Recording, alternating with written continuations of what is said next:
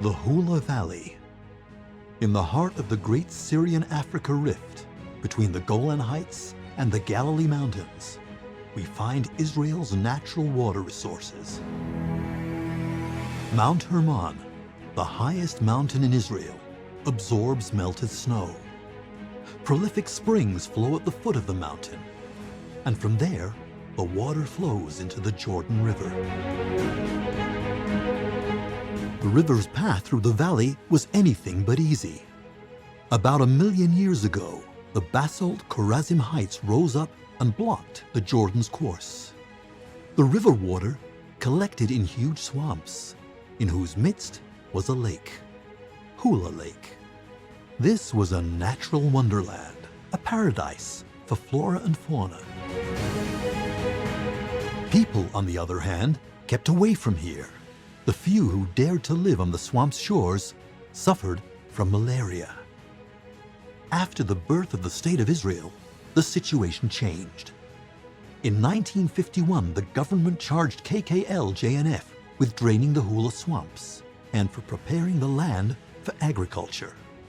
This was the greatest engineering project ever undertaken in Israel until then, and it was considered to be a fulfillment of the Zionist vision.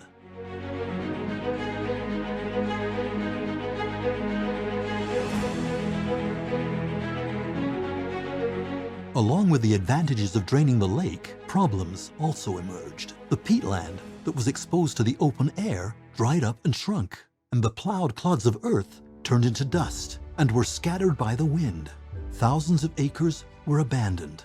As if that wasn't enough, nitrates and other organic matter flowed into the Kinneret and endangered the quality of its water.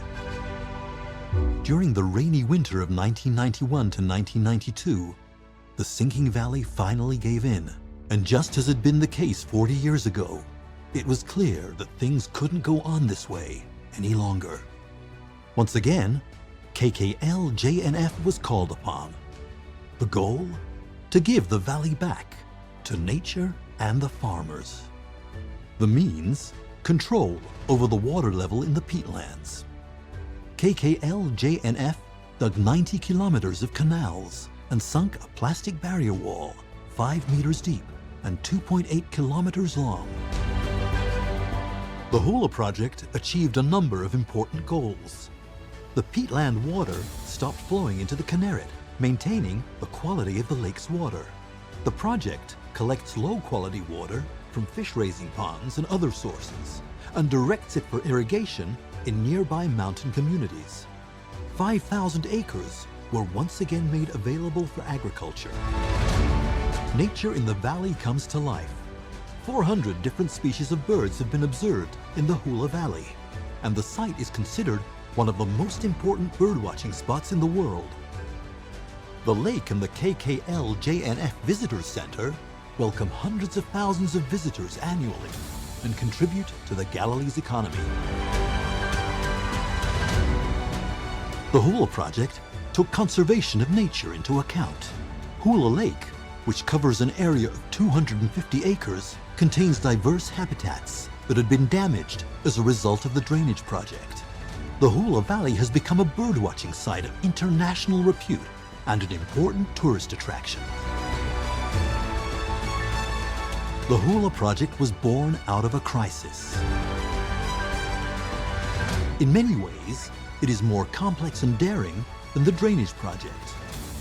Thanks to proper management of the water network, a black hole was transformed into a flowering paradise. A perfect example of ecological rehabilitation for the benefit of both human beings and also nature.